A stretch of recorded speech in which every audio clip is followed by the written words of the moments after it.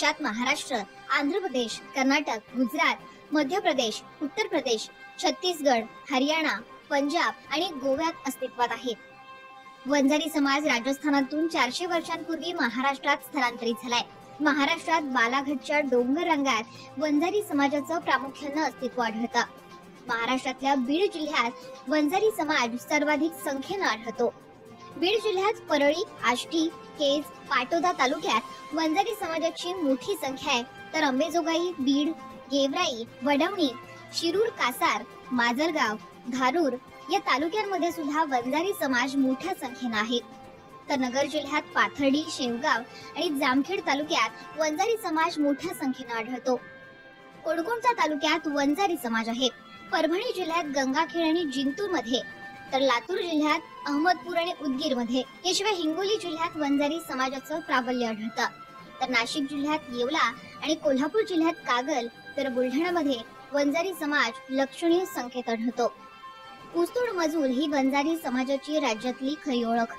प्रमुख सहकारी आणि खासगी साखर कारखाने ऊसतोडीसाठी प्रामुख्यानं वंजारी समाजाच्या कामगारांवर अवलंबून असतात.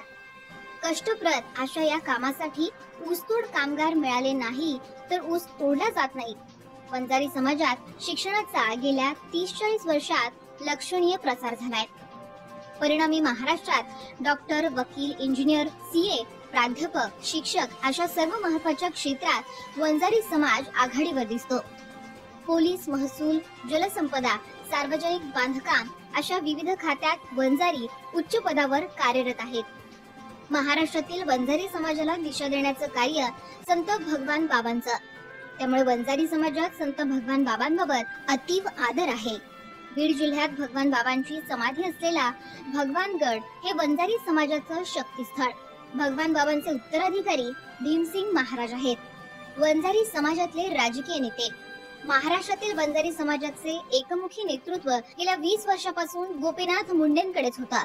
गोपीनाथ मुंडे यांच्या ताकदीच्या नेतृत्वाची वंजारी समाजात उणीव नेहमीच जाणवणार. गोपीनाथ मुंडे यांचे पुतळे धनंजय मुंडे यांच्यापासून दुरावल्यानंतर मुंडेंच्या कन्या पंकजा पालवे मुंडे या मुंडेंच्या राजकीय वारसदार आहेत.